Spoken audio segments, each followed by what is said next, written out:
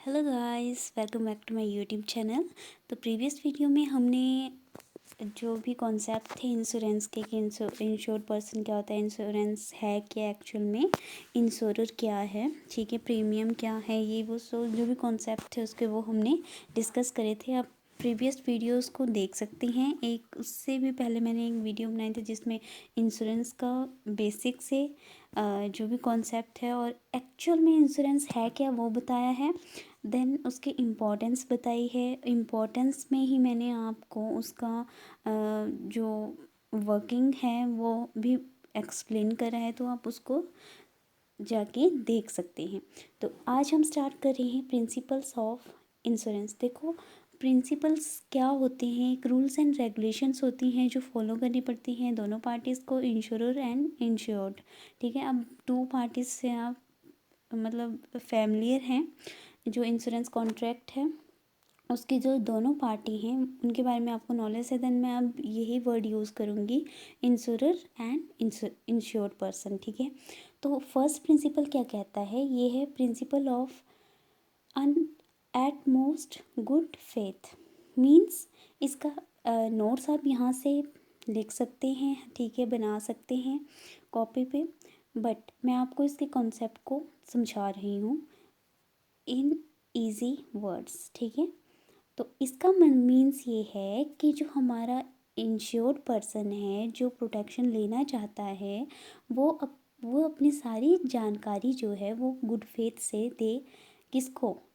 जो कि कंपनसेशन देगी कंपनी, जो कि हमारा इंश्योरर है, ठीक है, उसको प्रोवाइड करे। जैसे कि फॉर एग्ज़ाम्पल इंश्योरेंस प्लान लेने वाले हैं, उसमें आपको फिलिंग करनी होती है कुछ एक इन्फॉर्मेशन, जैसे कि आपके इनकम क्या है, ठीक है, आपकी मेडिकल जो हेल्थ है वो कैसी है, उसकी मेडिकल कंडीशंस के बारे में आपको शो करना पड़ता है, आपका फैमिली बैकग्राउंड या फैमिली हिस्ट्री क्या रही है पहले, ठीक है, और आप कहाँ पे जॉब करते हैं, तो आप उनको वो सही सही क्या दें, प्रोवाइड करवाएं सारी चीज़ें। तो उस यही कहता है आपका principle of utmost good faith. ठीक है, सेकंड वन आता है प्रिंसिपल ऑफ इंडेमिनिटी। ठीक है, इंडेमिनिटी का मीनिंग है कि इसमें क्या होता है, देखो आप, एक सिंपल सी बात मैं आपको बताती हूँ कि इंडेमिनिटी का मीन्स क्या है। कि इसमें क्या होता है कि जैसे जो लॉस आपको हुआ उससे प्रीवियस की जो आपकी सिचुएशन है उसको एजिट करना।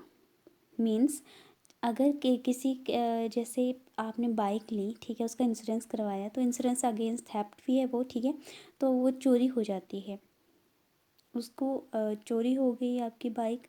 देन आपको उसके बदले में क्या मिलेगा, जो बाइक है उसके बदले में आपको क्या मिलेगा, उसकी कंडीशन को, जो फाइनेंशियल कंडीशन है उसको फाइनेंशियल लॉस हुआ, ठीक है, उसकी बाइक चोरी हो गई, उसको फाइनेंशियल लॉस हुआ, तो उसकी भरपाई करने के लिए लॉस से पहले जो भी मीन्स उसके पास फाइनेंशियल कंडीशन थी उसको भरपाई करने के लिए उसको क्या प्रोवाइड करवाया जाएगा, कंपनसेशन प्रोवाइड कराया जाएगा। तो उसको कह रहे हैं प्रिंसिपल ऑफ इंडेमनिटी। ठीक है, अब वो उसको जो पैसे मिले कंपनसेशन से वह दूसरी बाइक ले लेगा, ठीक है, ये होता है। बट ये जो प्रिंसिपल ऑफ इंडेमनिटी है ये लाइफ इंश्योरेंस के केस में वैलिड नहीं है, बिकॉज़ एक बार आदमी की लाइफ चली गई तो उसको पैसे से नहीं कंपनसेट किया जा सकता, ठीक है, क्योंकि लाइफ का एक्सचेंज पैसे से थोड़ा भी होगा, पैसा मिल जाएगा वो आदमी की कमी खलेगी। कोई भी आपका अदर देन लाइफ कोई भी जो इक्विपमेंट है उसके ऊपर आपने लिए तो वो दूसरा आ जाएगा, लेकिन लाइफ थोड़ा भी आएगी, तो ये एप्लीकेबल नहीं है जो लाइफ इंश्योरेंस है उसमें। Made by following base cash payment, repair, replacement, री इंस्टेटमेंट। जो कैश पेमेंट है कैश दे दिया, ठीक है, रिपेयर करवा के दे दिया, रिप्लेसमेंट मीन्स बाइक चोरी हुई है तो बाइक ही मिल जाएगी, और री इंस्टेटमेंट में मैंने वही बोला कि जैसी आपकी पहले की फाइनेंशियल सिचुएशन थी उसी फाइनेंशियल सिचुएशन के अकॉर्डिंग आपको मतलब वो मेंटेन करनी है। कि अगर आपकी फाइनेंशियल सिचुएशन उस टाइम पे आपकी बाइक जो थी वो 1 लाख की थी तो 1 लाख ही आपको प्रोवाइड कर दिया जाएगा ताकि वो बैलेंस हो जाए, ठीक है, वो अपनी उसी वापस उस स्टेट में आ जाए, ठीक है। देन है फंडामेंटल प्रिंसिपल ऑफ इंश्योरेंस, इसमें है प्रिंसिपल ऑफ सबरोगेशन। अब देखो प्रिंसिपल ऑफ सबरोगेशन क्या बताता है, इसका एक एग्जांपल लेते हैं। जैसे कि आपकी कार है, ठीक है, आपकी कार चोरी हो गई, ठीक है, किसी ने चुरा ली। आपने क्या किया, आपने डिमांड किया क्लेम अगेंस्ट द लॉस, ठीक है, टू द इंश्योरर। और इंश्योरर पर्सन जो है वो क्या करेगा, वो पहले तो डिटरमाइन करेगा कि आपका जो पॉलिसी है क्या ये लॉस उसके अंडर आता है, ठीक है, जो आपका सब्जेक्ट मैटर है जिसके लिए आपने लिए हैं क्या ये उसके अंडर आता है। अगर आता है तो वो आपको क्या करेगा, वो आपको आपका कंपनसेशन अमाउंट जितना है वो आपको पे करेगा। जब उसने पे कर दिया आपको, तो उसके बाद जो भी बाइक है उसके ऊपर उसी का ही क्या है, कंट्रोल है अब, ठीक है। जो उसका सारा कंट्रोल किसके पास चला गया, इंश्योरर के पास चला गया। इन केस अगर आपको बाइक मिल भी जाती है तो उसका उसके ऊपर जो भी बेनिफिट मिलेगा अब वो इंश्योरर को मिलेगा, ना कि आपको। ये बताती है प्रिंसिपल ऑफ सबरोगेशन। लगा पता। अब इसमें ऑब्जेक्टिव ऑफ द प्रिंसिपल क्या है कि prevent insured from profiting from damage. देखो डैमेज से उसको ज़्यादा, देखो एक दूसरे इंश्योरर कंपनी से भी प्रॉफिट कमा लिया और डैमेज से भी कमा लेगा, तो इसको क्या करना है, हमने प्रिवेंट करना है, रोकना है इसको। Enforces rule of law that guilty is brought to book and made to pay for the loss, ठीक है, कि इसको गिल्टी ब्राउट हो और to book and made to pay for the loss, ठीक है। हेल्प इंश्योरर टू पार्शियली और fully recover amount paid for loss, ठीक है, ये हेल्प करता है इंश्योरर को कि ये तो पार्शियली करे या फुली रिकवर करे। Help to lower insurance rate, इसमें लोअर इंश्योरेंस रेट लगते हैं। अब आता है प्रिंसिपल ऑफ कंट्रीब्यूशन, ठीक है। प्रिंसिपल ऑफ कंट्रीब्यूशन क्या बताता है, इसका भी फंडा मैं बता देती हूँ। फॉर एग्ज़ाम्पल जैसे कि एक पर्सन है, ठीक है, उसने क्या करा, मीन्स वो दो इंश्योरेंस से उसने इंश्योरेंस प्लान लिया, ठीक है। जैसे उसके पास अमाउंट है 40,000, तो उसने 20,000 एक से करवा लिया इंश्योरेंस, 20,000 दूसरे से। कि जैसे कि उसको लॉस हुआ, तो मैं माने कि उसको लॉस हुआ 10,000 का, ठीक है। तो जो ए इंश्योरेंस कंपनी है वो उसके पास उसने क्लेम करा कि मुझे 10,000 का क्या हुआ, डैमेज हुआ। तो इसका मतलब ये नहीं है कि ए ही इसको वो 10,000 देगा, क्योंकि उसने क्या करा है, 50% इंश्योरेंस उसमें इंश्योरेंस दोनों कंपनी से लिए हैं।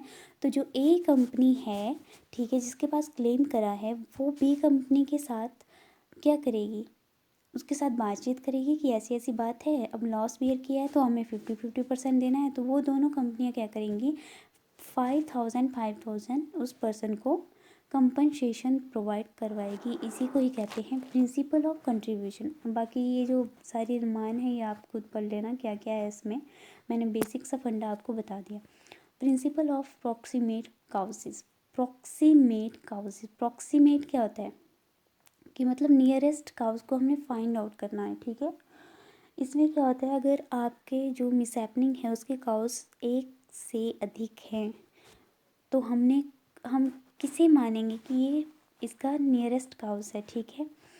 तो इसमें क्या है, इसमें जजमेंट लगाई जाती है कि कौन सा होगा। देखो फॉर एग्ज़ाम्पल मैं एक अच्छा एग्ज़ाम्पल इसका देती हूँ कि आपने अपनी जो गुड्स हैं गोडाउन में रखी हुई हैं, उनके ऊपर आपने क्या लिया कि अगर ये गुड्स को कोई भी डैमेज पहुंचता है तो आप मुझे कंपनसेशन देंगे। आपने इंश्योरेंस से ये इस चीज़ के बारे में कॉन्ट्रैक्ट कर लिया, ठीक है।